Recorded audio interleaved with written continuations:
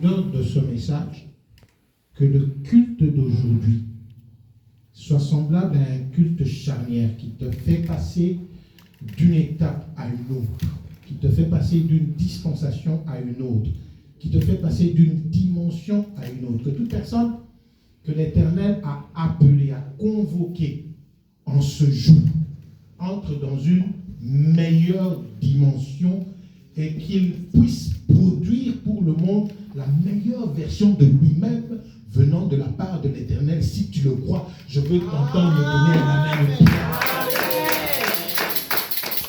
Si tu crois que l'Éternel descend chaque jour d'une manière différente et qu'il est descendu dans ta vie en ce jour afin que des choses meilleures commencent à se manifester dans ta vie, donne-moi un amen bien. Amen. Que cela se fasse ainsi dans ta vie. Je dirais merci au docteur Jules Félix Yango pour la responsabilité. Ce n'est pas une opportunité, c'est une responsabilité devant laquelle il nous met. Vous savez, dans l'Église, les responsables des églises considèrent leur chair comme leur femme. Quelqu'un qui te prête sa chair, c'est comme quelqu'un qui te laisse aller à la fête avec sa femme. Alléluia. Tu dois être quelqu'un de confiance pour qu'on te puisse te céder ainsi la chair et que du haut de la chair, tu puisses parler de la part de l'Éternel, parce que la chair ouvre les portes de la vie, elle peut aussi les fermer lorsqu'elle est mal utilisée. Je voudrais parler d'un sujet important que le Saint-Esprit m'a mis à cœur, mais je ne sais même pas encore comment intituler le message. Donc ce qu'on va faire, toi tu vas seulement écouter le message. Et selon que le message est donné venant de la part de l'Éternel, tu vas choisir ton titre, tu vas écrire sur ton papier, pour que personne ne t'impose de titre, mais que seul le Saint-Esprit te parle personnellement. Genèse 35. Permettez que je lise. Dieu dit à Jacob, lève-toi, monte à Bethel, et demeure-y. Là, tu dresseras un autel au Dieu qui t'a paru lorsque tu fuyais Ésaü, ton frère. Jacob dit à sa maison et à tous ceux qui étaient avec lui, ôtez les dieux étrangers qui sont au milieu de vous. Purifiez-vous et changez de vêtements. Nous nous lèverons et nous monterons à Bethel. Là, je dresserai un autel au Dieu qui m'a exaucé dans le jour de ma détresse et qui a été avec moi pendant le voyage que j'ai fait. Ils donnèrent à Jacob tous les dieux étrangers qui étaient en leurs mains et les anneaux qui étaient à leurs oreilles. Jacob les enfouit sous le térébinthe qui est près de Sichem. Ensuite, il partit. La terreur de Dieu se répandit sur les villes qui les entouraient et l'on ne poursuivit point les fils de Jacob. Ça, c'est le texte, parce que je risque d'entrer dans le message sans vous donner de base scripturaire et vous me posez la question, mais tu as pris ça où? Parce que j'ai tellement de choses à dire. Si je ne reviens pas sur la Bible, souviens-toi qu'on a lu. Amen. Amen. Amen. Alléluia. Vous connaissez tous l'histoire de Jacob et Ésaü. Il a volé la bénédiction, il s'est enfui. Et pendant qu'il s'enfuyait, il est arrivé à un moment où il a perdu tout espoir, parce que la nuit étant tombée, il ne pouvait plus voir son chemin. Il savait que physiquement son frère était plus fort que lui, et il ne savait plus où aller. Or, il voulait aller chez son oncle Laban. Mais arrivé à un moment, quelque part, il a été entouré par les ténèbres, et il a perdu espoir. Il a imploré le Seigneur. Il a dit, soutiens-moi Seigneur, si tu me gardes en vie, que je vais là où je vais, et que j'arrive à bon port. Là-bas, tu me gardes, tu me bénis. Le jour où je sortirai de mon exil, lorsque je rentrerai, je te construirai un autel. Il considérait dans son esprit qu'il construirait à l'Éternel un autel de reconnaissance. En filigrane, il y a une leçon que l'Éternel veut te donner. chaque fois que l'Éternel se manifeste dans ta vie et que ta prière est exaucée, que tu as vu la main de Dieu, reviens à l'Éternel pour lui être reconnaissant. Souvenez-vous, quelqu'un en a parlé, de ces 10 lépreux qui étaient venus vers Jésus pour qu'ils soient guéris de leur lèpre. Jésus les a dirigés vers le sacrificateur, qui les a purifiés. Tous sont rentrés chez eux. Un seul est revenu à Jésus pour lui dire merci. Et Jésus lui pose la question de savoir où sont les 9 autres. N'ont-ils pas eux aussi été guéris? Je comprends que Dieu, du haut du ciel, lorsqu'il fait un miracle dans la vie de quelqu'un, il attend quelque chose en retour. Avec Dieu, il n'y a pas de miracle gratuit. L'Éternel attend que tu reviennes à ses pieds et que tu lui dises merci. Parce qu'il aurait pu bénir seulement celui qui était revenu et laisser passer. Mais il pose la question de savoir où sont les 9 autres. Jésus attendait que les 9 autres reviennent à lui et qu'ils lui disent aussi, nous avons été guéris. Je veux que, en entrant dans la profondeur de ce message, tu commences à voir combien de fois tu as été ingrat. Combien de fois l'Éternel s'est manifesté. Écoutez, lorsque Dieu te bénit, lorsque Dieu te fait du bien, lorsqu'il exauce ta prière, il attend que tu reviennes à lui et que tu lui dises merci, que tu le témoignes devant l'assemblée. Si Moïse a eu des problèmes avec Jésus, avec l'Éternel Dieu dans le désert, c'est parce qu'arrivé au mont Kadès, il n'a pas sanctifié l'Éternel d'après les propres paroles de l'Éternel. Il lui a dit, par le rocher, il sortira des eaux, Moïse a tapé froid, 2 fois le rocher. Et puis l'Éternel lui dit, je ne suis pas d'accord avec toi parce que tu ne m'as pas sanctifié devant le peuple. Amen.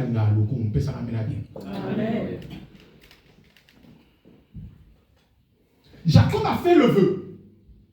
Il a oublié. Il est allé en exil.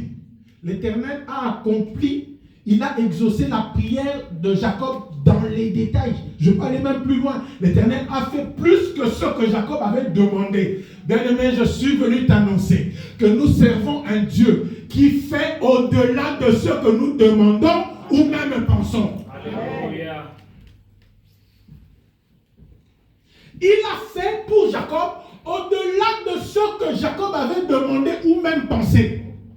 Jacob a juste demandé qu'il le garde, qu'il le bénisse et qu'il revienne. Mais l'Éternel ne l'a pas seulement gardé, il l'a multiplié. Il lui a donné plusieurs femmes, il l'a élevé et il l'a protégé. Alléluia. Parce que lorsque Laban et ses fils l'ont suivi, l'ont poursuivi pour le frapper, l'Éternel est apparu à Laban pendant la nuit. Il lui a dit, tu ne parleras à Jacob ni en bien, ni en mal. Ah, je sais un Dieu qui a la capacité d'aller voir mes ennemis et leur parler pendant la nuit. Il leur dit, mon fils, que personne ne touche. Alléluia.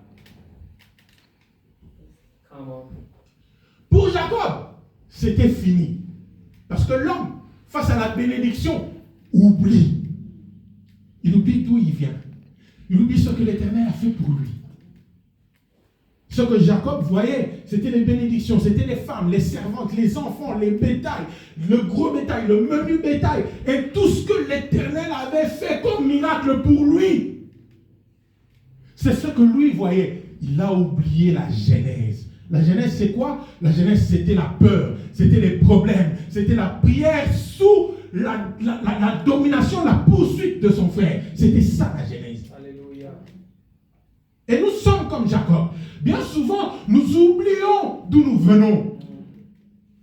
Pour ceux qui étaient là le dimanche passé, le pasteur disait, les enfants d'ici ne savent pas ce que ça représente d'avoir des habits neufs dans sa garde-robe qu'on n'a jamais portés.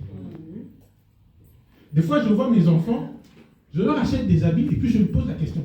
Où sont les habits que je t'avais achetés? Je ne sais pas. Ça doit être là-bas et puis tu vas chercher, tu le trouves sous le lit.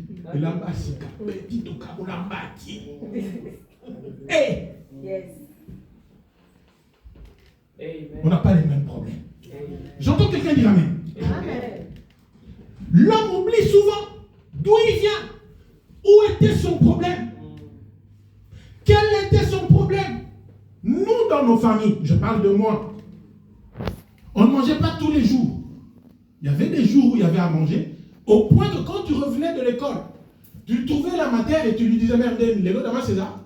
Ça veut dire que toi-même, tu n'es pas sûr, mais tu ne veux pas l'acculer. Non plus de peur qu'elle soit triste. Donc tu poses la question comme si tu ne voulais pas poser. Il y a à manger ou il n'y a pas? Tu dis, ah, et le c'est pas grave, mais. Et puis tu pars. On a grandi dans ça. Mais aujourd'hui, on a des enfants à qui on doit insister pour qu'ils mangent. Et quand tu insistes, toi, elle pleure. L'homme oublie toujours d'où il vient.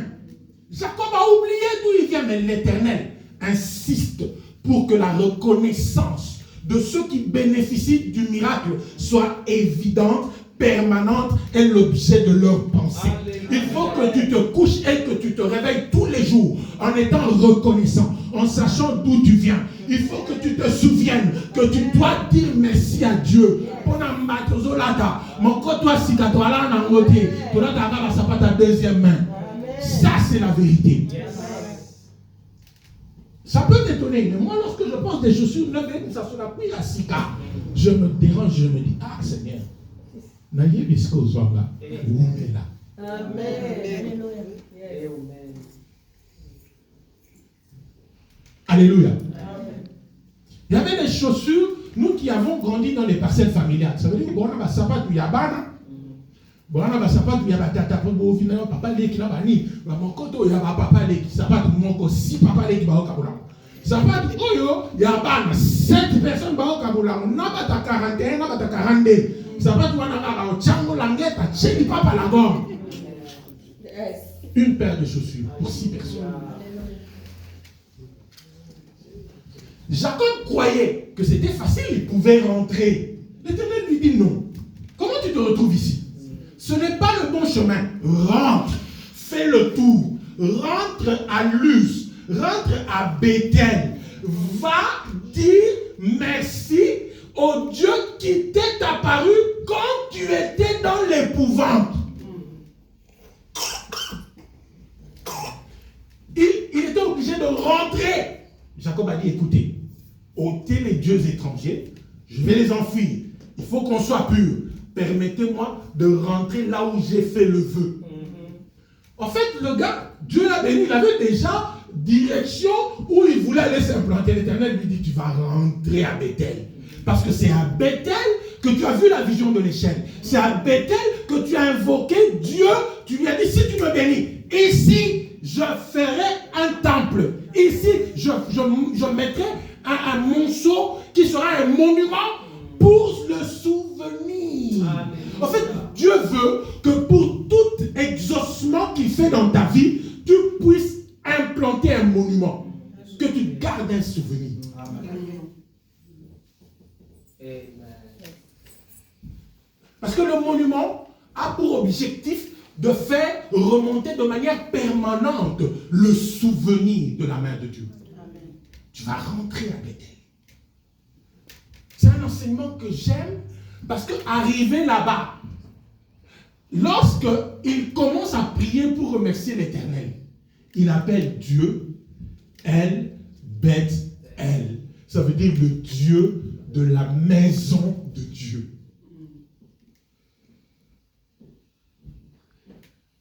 Bien aimé,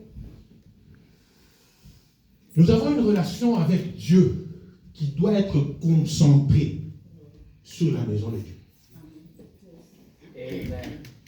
Il y a des chrétiens qui sont tellement savants, qui ont tellement de la connaissance, que lorsque tu lui fais la suivi, il rit, il sourit avec un air supérieur. Il ne dit pas ça. Mais nous, on a ça, frère, nous, on a ça, où j'ai mes cultes à la maison. Ma relation avec Dieu doit être basée sur la maison de Dieu. Pas dans ta maison. Voilà pourquoi Jacob a appelé Dieu El Bethel, le Dieu de la maison de Dieu. Permettez-moi d'aller maintenant dans la prophétie. Lorsqu'il a appelé Dieu El Bethel en ce lieu qui s'appelait Luz, avant que Jacob ne passe par là, il a mis le monument. La Bible dit que dans la suite des temps, ce lieu est devenu une ville. la ville de Bethel, d'où venaient tous les prophètes d'Israël. Le fondateur de Bethel, c'était Jacob. Le fondateur de Bethel, c'était Jacob. Dans la suite des temps, Israël a reconnu Bethel comme la ville des prophètes. C'est de là-bas que sortaient les prophètes. Mais ça va nous faire sortir du sujet. C'était juste pour que tu prennes de la connaissance. Ce qui est important, c'est que l'Éternel lui-même a veillé à ce que Jacob aille être reconnaissant à Dieu pour ce qu'il a fait pour lui. Ce que l'Éternel a fait avec Jacob, il le fait avec toi. C'est parce que nous vivons dans le moment de la grâce et le libre arbitre est aujourd'hui l'apanage de l'Église. Voilà pourquoi l'Éternel n'appuie pas. Mais dans sa pensée, il te regarde. Il est étonné. Il est étonné de voir que tu as oublié d'où l'Éternel t'a pris. Tu as oublié ce que l'Éternel a fait pour toi. Tu as oublié comment l'Éternel a traversé avec toi cette année, toi qui étais censé ne même pas traverser l'année. Il t'a sorti de l'hôpital, il t'a sorti des situations où tu allais perdre ton travail. Les gens s'étaient ligués contre toi au niveau du travail, ils savaient que tu n'allais pas finir le mois. Mais voici que l'année touche à sa fin et que tu es toujours en train de remplir ton contrat. C'est parce que l'Éternel a veillé sur toi. Les sorciers de ta famille s'étaient ligués. Ils s'étaient dit, cette fois-ci, ça sera toi. Mais ils sont étonnés. Oh, quel que soit leur nombre, tu continues à respirer. Tu continues à vivre. Tu es en bonne santé. Tu n'as perdu aucun de tes enfants. Ce n'est pas parce que l'Éternel t'a seulement soutenu, mais c'est parce que l'Éternel a déposé sur toi une grâce. Amen. Dit que les manabamo bandoki, baluka bato baliana kanabamo ban, yanga banabamo mona bamoti. Bien aimé, je suis venu t'annoncer que tu as des raisons et des raisons pour être reconnaissant à l'Éternel. C'est toi qui n'y fais pas cas. Et la vie de beaucoup de personnes sont bloquées à ce niveau-là. Ils demandent un nouveau miracle, mais l'Éternel est étonné. Amen. Bien aimé, nous sommes à la fin de l'année. C'est aussi une période de gratitude. La Bible dit, compte les bienfaits de Dieu. Tu verras, en adorant combien le nombre en est grand.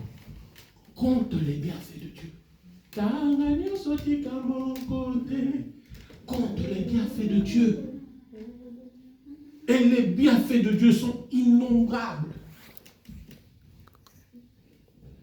Je prie le Seigneur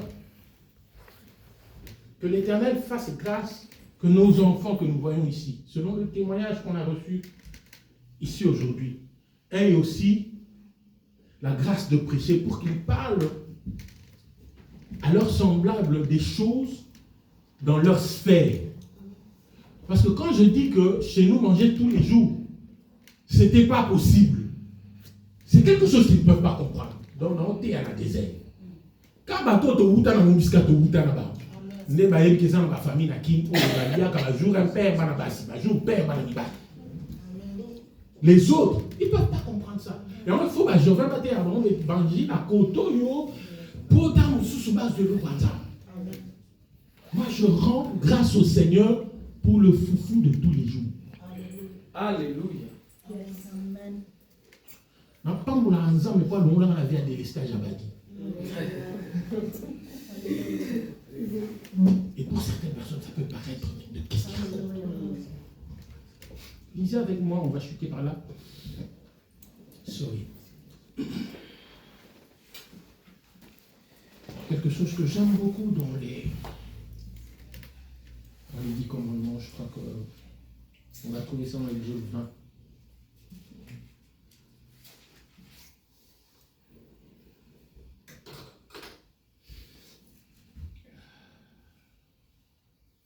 Alors Dieu, Exode 20, je commence par le verset 1er. Alors Dieu prononça toutes ces paroles en disant, je suis l'Éternel ton Dieu qui t'ai fait sortir du pays d'Égypte, de la maison de servitude. Avant de continuer, vous permettre un vous savez, vous savez, quand Dieu entretient une relation avec un enfant de Dieu, il est omniscient. Il sait tout. Et il n'oublie rien. C'est toi qui l'oublies. Dieu parle à Israël, il leur dit, en introduction de la chose, souviens-toi d'abord que c'est moi qui t'ai fait sortir du pays d'Égypte. Avant que Solomon, tu étais la proie des sorciers. Tu étais quelqu'un qu'on pouvait mettre sur la liste des décapitables. Mais moi, je t'ai sorti de là, je t'ai mis sous la coupe de la croix. Amen. Quand Jésus te regarde, il te regarde comme quelqu'un qui l'a sauvé. L'équilibre qui est censé exister entre les droits et les devoirs, Dieu voit d'abord ce qu'il a déjà fait pour toi. Quand il te regarde, il voit ce qu'il a déjà fait pour toi. Toi, quand tu regardes Dieu, tu vois ce qu'il doit encore faire. En parlant aux enfants d'Israël, il leur dit, souvenez-vous que c'est moi qui vous ai fait sortir du pays d'Égypte. Ça veut dire,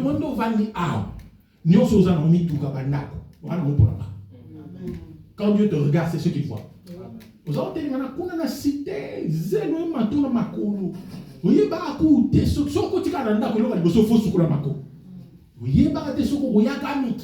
Dieu savait. Et quand il parle avec toi, quand toi tu cherches à ce qu'il fasse quelque chose pour toi, la première chose que Dieu voit, c'est qu'il t'a fait sortir du pays d'Égypte. Et c'est comme ça qu'il conçoit les choses. Dieu leur dit, je suis l'Éternel qui t'ai fait sortir du pays d'Égypte. Tous tels que nous sommes, Dieu nous a sortis du pays d'Égypte. Du péché et des réalités et vicissitudes de la vie. Il lui dit, tu n'auras point d'autres dieux devant ma face. Tu ne feras point d'image taillée, de représentation quelconque, des choses qui sont en haut dans les cieux, des choses qui sont en bas sur la terre et qui sont dans les eaux plus bas que la terre. Tu ne te prosterneras point devant elles et tu ne les serviras point. Car moi, l'Éternel, ton Dieu, je suis un Dieu jaloux, qui punit l'iniquité des pères sur les enfants jusqu'à la 3e et la 4e génération de ceux qui me haïssent.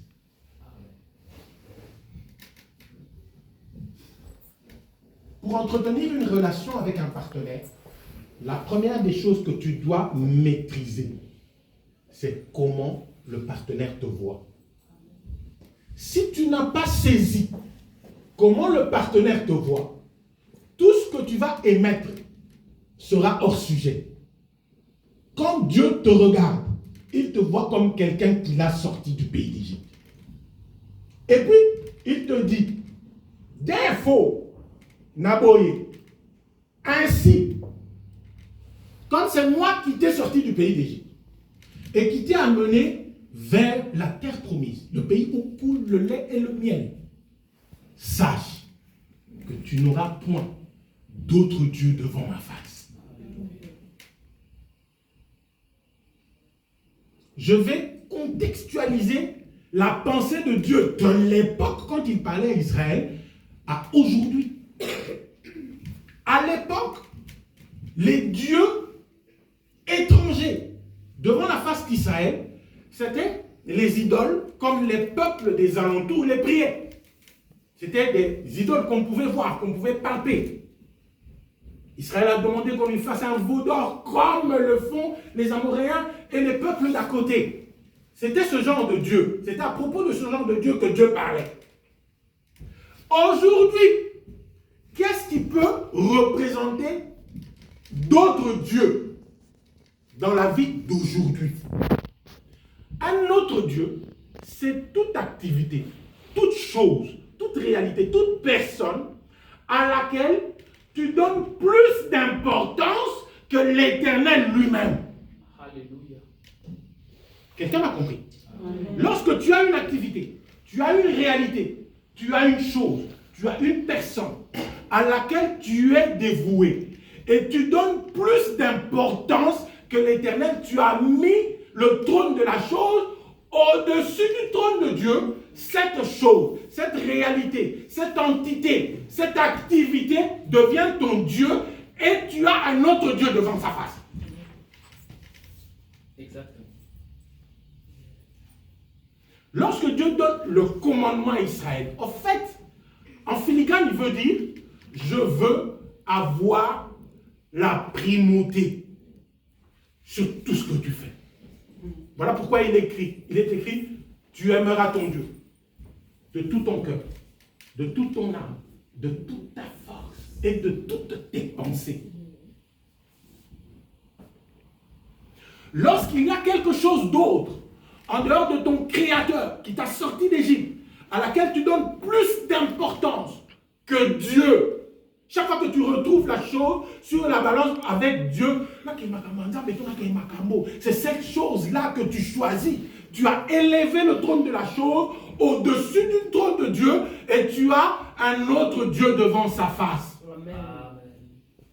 Amen. Or, c'est interdit. Il y a un impératif, tu n'auras point d'autre Dieu devant ma face. Allié avec le commandement des 10 commandements de la nouvelle alliance qui dit, tu aimeras l'Éternel de tout ton cœur, de toute ton âme et de toutes tes forces, de toutes tes pensées. Tes pensées doivent être remplies de la présence de Dieu et de ta relation avec Dieu.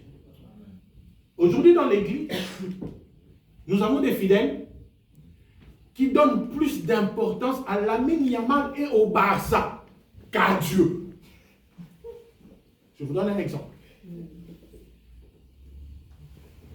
Il y a des gloutons, des gourmands qui donnent plus de l'importance à manger qu'à Dieu. Des gens qui ne peuvent pas gêner. Il y a des gens qui donnent plus d'importance à leur relation.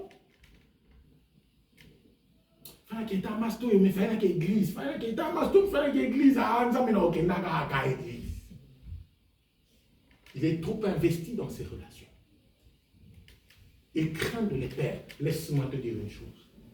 C'est l'Éternel qui met sur le chemin des siens les personnes qui l'amènent à la bénédiction. Il n'y a pas de forcing que tu peux faire pour entretenir une relation avec un homme parce que cette relation peut te faire aboutir. Non, c'est Dieu qui met sur le chemin des siens des anges afin qu'ils entrent dans la bénédiction.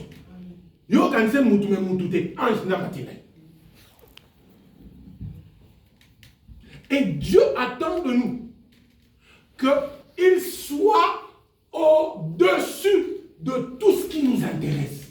Que l'Éternel fasse l'objet de toutes tes pensées. Voilà pourquoi il est écrit dans le livre de Josué, chapitre 1er, verset 8, que ce livre de la loi ne s'éloigne point de ta bouche, mais dites-le jour et nuit. Le livre, c'est Jésus. Le livre, c'est le Seigneur. J'entends quelqu'un dire Amen. Amen. Il attend que tes pensées soient pleines de Dieu. Il y a des gens qui considèrent l'Éternel comme un hobby, comme un passe-temps, comme une case dans le calendrier. Ça veut dire qu'il faut qu'il y ait foot, qu'il y ait boulot, qu'il y ait glisse.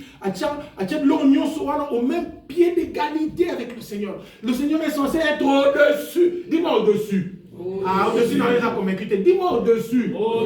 L'Éternel est censé être au-dessus de toute chose. Alléluia. Que tu fais. Venir à l'église, c'est un must. C'est une obligation spirituelle. Et si tu n'en es pas à manquer la paix parce que tu n'es pas encore allé au culte, tu as des efforts à faire. Tu dois sentir un feu qui brûle en toi lorsque tu n'es pas venu à l'église.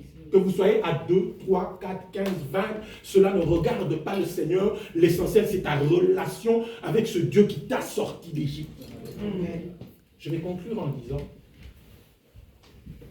que le chrétien véritable qui est poussé par l'Esprit doit être animé par la reconnaissance à l'Éternel. Ma femme m'a dit une fois, toi aussi tu exagères, tout le temps merci à Dieu, merci à Dieu. Ce qui Dieu était dans notre d'autre. Nana poto makolo na kadi sa mère Jésus. Maintenant, le 400 na bango ebele ba kufa batika na mai. Kasi grâce à Dieu. Grâce à Dieu. J'entends quelqu'un dire Amen. Alléluia. Tu dois remplir ton esprit de la gratitude à l'Éternel pour ce que tu es. Et c'est ainsi que l'Éternel fera encore des plus grandes choses pour toi. Que l'Éternel vous bénisse. Acclamez très fort pour la parole de Dieu.